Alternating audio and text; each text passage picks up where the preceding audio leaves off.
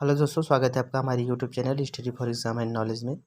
आज हम लोग डिस्कस करने वाले हैं प्रीपोजिशंस के बारे में कि प्रीपोजिशंस क्या है और विभिन्न प्रकार के प्रीपोजिशंस का उपयोग कहाँ कहाँ पे कैसे कैसे होता है उसको हम लोग देखेंगे। यानी प्रीपोजिशंस हिंदी में इसका अर्थ है संबंध सूचक अवयव। सबसे पहले इसका हम लोग डिफिनेशन देखेंगे प्रीपोजिशंस क्या है। तो स्टार्ट करते हैं। Prepositions preposition is a word preposition is a word placed before noun या pronoun sa to show its relations with other noun या pronouns। तो a preposition is a word placed before noun or pronoun to show its relations with other noun or pronouns।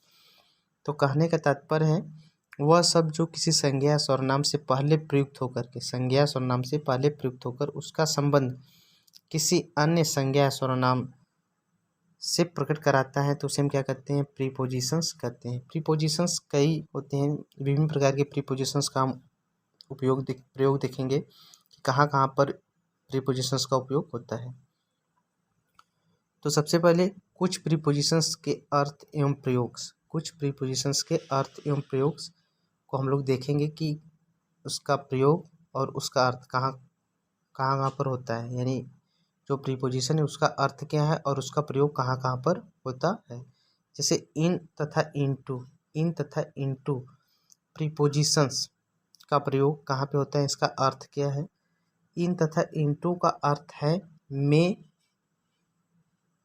है, दोनों का अर्थ क्या है, में है। इनका भी और इनटू का अर्थ दोनों का अर्थ में है, परंतु इनका प्रयोग निम्न प्रकार से होता है। जैसा कि दिखाया गया है। He was born in 2000 He was born in 2000 वर्ष या महीने के लिए इन का प्रयोग कहाँ पे किया जाता है, वर्ष या महीने के लिए इन का प्रयोग किया जाता है। जैसे कि यहाँ पे 2000 या ईयर्स को रिप्रेजेंट कर रहा है, वर्ष या महीने के लिए किसका प्रयोग करते हैं, इन का प्रयोग करते हैं। ही लाइव इन कोलकाता, किसी बड़े नगर या देश के लिए भी हम इनका प्रयोग करते हैं। जैसे ही लाइव इन कोलकाता या फिर ही लाइव इन इंडिया। तो किसी बड़े नगर या देश के लिए हम किसका प्रयोग करते हैं, इनका प्रयोग करते हैं।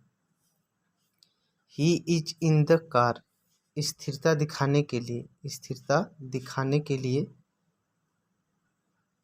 इनका प्रयोग किया जाता है। स्थिरता दिखाने के लिए किसका प्रयोग करते हैं, इनका। जबकि गतिशीलता के लिए हमेशा इनटू का प्रयोग करते हैं। The frog jump into the well, अगर कोई चीज़ किसी बड़े चीज़ के अंदर जंप कर रही है तो वहाँ पे हमेशा इनटू का प्रयोग होगा।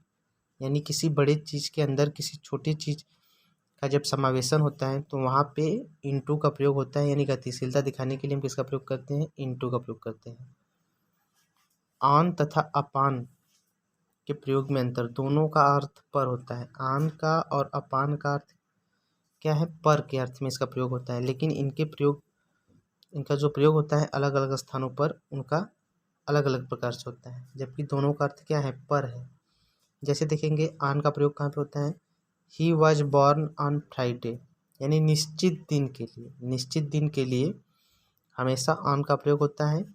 The book is on the tables, स्थिर दशा में, कोई चीज़ किसी के ऊपर स्थिर दशा में अगर है तो वहाँ पे हम ऑन का प्रयोग करेंगे। द मंकी जंप अपॉन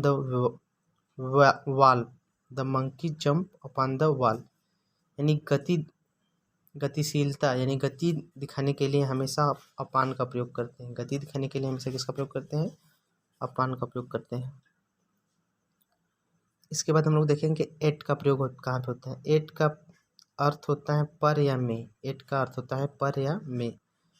तो इसका प्रयोग कहाँ पे करते हैं। He is standing at the door, निकटता के लिए एट का प्रयोग करते हैं। जैसे he is standing at the door, वह डोर के पास खड़ा है, तो निकटता जहाँ पर भी हो वहाँ पे हम एट का प्रयोग करते हैं।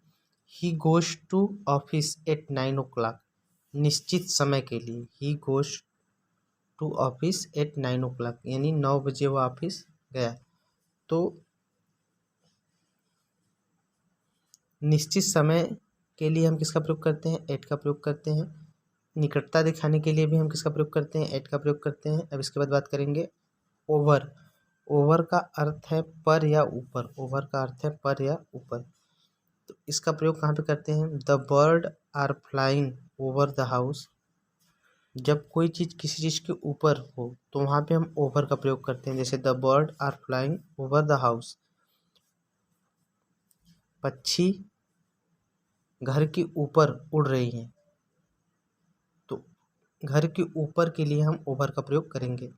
The aeroplane is flying over the mountain, यानी पर्वत के ऊपर एरोप्लेन उड़ रहा है। तो यानी किसी चीज़ के ऊपर अगर कोई चीज़ है तो वहाँ पर हम ओवर का प्रयोग करेंगे। फॉर्म और बाई का अर्थ। फॉर्म और बाई का अर्थ दोनों का अर्थ से होता है। फॉर्म और बाई का अर्थ दोनों का अर्थ क्या होता है? से होता है। और इसका प्रयोग कहाँ पे करते हैं? He come from Mumbai. He come from Mumbai, यानी पृथक होने के लिए। पृथक होने के लिए हम फ्रॉम का प्रयोग करते हैं। ही केम फ्रॉम मुंबई, वह मुंबई से आया। यानी यह मुंबई से कहाँ पे हो रहा है? वह मुंबई से कहीं ना कहीं अलग हो रहा है। तो पृथक होने के लिए हमेशा हम फ्रॉम का प्रयोग करते हैं। The fruit fell from the tree. फल जो है पेड़ से नीचे गिरा। तो यहाँ पे भी फल जो है पेड़ से अलग हो रहा है, पृथक हो रहा है, तब भी यहाँ पे हम किसका प्रयोग करेंगे? फ्रॉम का प्रयोग करेंगे। I will reach home by 8 o'clock। I will reach home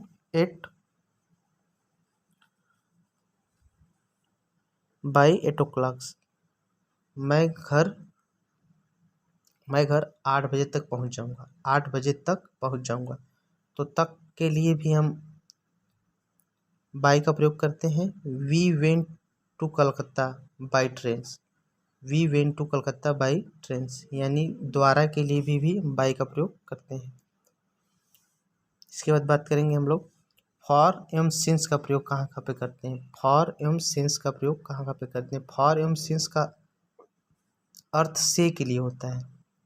दोनों का अर्थ से के लिए होता है, लेकिन इनका प्रयोग कहाँ पे करते हैं? फॉर का अर्थ के लिए भी होता है। फॉर और सिंस का अर्थ से और फॉर का अर्थ के लिए भी होता है। इसका प्रयोग कहाँ करते हैं? सबसे पहले यह देख लेंगे हम लोग। अनिश्चित समय के लिए हम फॉर का प्रयोग करते हैं। अनिश्चित समय के लिए किसका प्रयोग करते हैं? फॉर का। जैसे he was been living in this house for 4 years। वह इस घर में 4 साल से रह रही हैं, यानी 4 साल से रह रही, मतलब समय जो है अनिश्चित है। 4 साल से रह रही हैं, किस साल से रह रही हैं, यहाँ पे समय जो क्या है अनिश्चितता का बोध करा रहा है। तो यहाँ पे हम फॉर का प्रयोग करेंगे। अनिश्चित समय के लिए किसका प्रयोग करेंगे? फॉर का। He has been living here since 2000, यानी 2001 से वह यहाँ रह रही है। तो 2001 क्या है? एक निश्चित समय है। 2001 क्या है? एक निश्चित समय। अगर कोई ईयर्स है, ईयर्स अगर 2001, 2002, 2003 इस तरह से अगर दिया रहे तो वह क्या होगा? निश्चित समय होगा। तो निश्चित समय के लिए हम सिंस का प्रयोग करते हैं, जबकि फॉर का प्रयोग हम अनिश्चित समय के लिए करते हैं। My father boxed A watch for my sisters के लिए भी हम फॉर का प्रयोग करते हैं। इसके बाद बात करेंगे हम लोग विथ का प्रयोग। विथ का प्रयोग, विथ का अर्थ से या साथ होता है। विथ का प्रयोग से या साथ होता है। विथ का प्रयोग से या साथ होता है। अब इसके बाद हम लोग बात करेंगे विदाउट। विदाउट का प्रयोग कहाँ पे होता है? विदाउट का अर्थ होता है बगैर। विदाउट का अर्थ होता है बगैर। Since it is running I can go without umbrella, यानी बगैर के लिए हमेशा किसका प्रयोग होता है? विदाउट के लिए। अंडर का प्रयोग, अंडर का अर्थ नीचे के लिए होता है। The cat is under the tables, बिल्ली टेबल के नीचे है। आफ्टर का अर्थ पीछे या बाद में होता है। The hunter is running after the deers, after the deers, शिकारी हिरन के पीछे भाग रहा है। He will come back after an hours, he will come back after an hours. एक क्रॉस का अर्थ पार के लिए होता है। We went across the river in boat, we went across the river in boat। Behind का अर्थ पीछे के लिए होता है। The cow was standing behind the tree, the cow was standing behind the tree. Beside, beside का अर्थ इसके अतिरिक्त होता है, बिसाइड का अर्थ इसके अतिरिक्त होता है। Beside begging market absent he was punished. आपका अर्थ का के लिए होता है। He is afraid of the lions, he is afraid of the lions. Between and among का अर्थ बीच में होता है। बिटवीन का अर्थ दो के बीच के लिए प्रयोग किया जाता है, बिटवीन का प्रयोग दो के बीच के लिए प्रयोग किया जाता है, जबकि एमॉन्ग का अर्थ दो से अधिक के बीच के लिए किया जाता है। There was a quarrel between Rita and Sunita. The teacher divide in the book among the all students. तो आशा करते हैं कि आपको वीडियो पसंद आएगा। वीडियो पसंद है तो वीडियो को लाइक करें, शेयर करें, चैनल को सब्सक्राइब करें। Thanks for watching.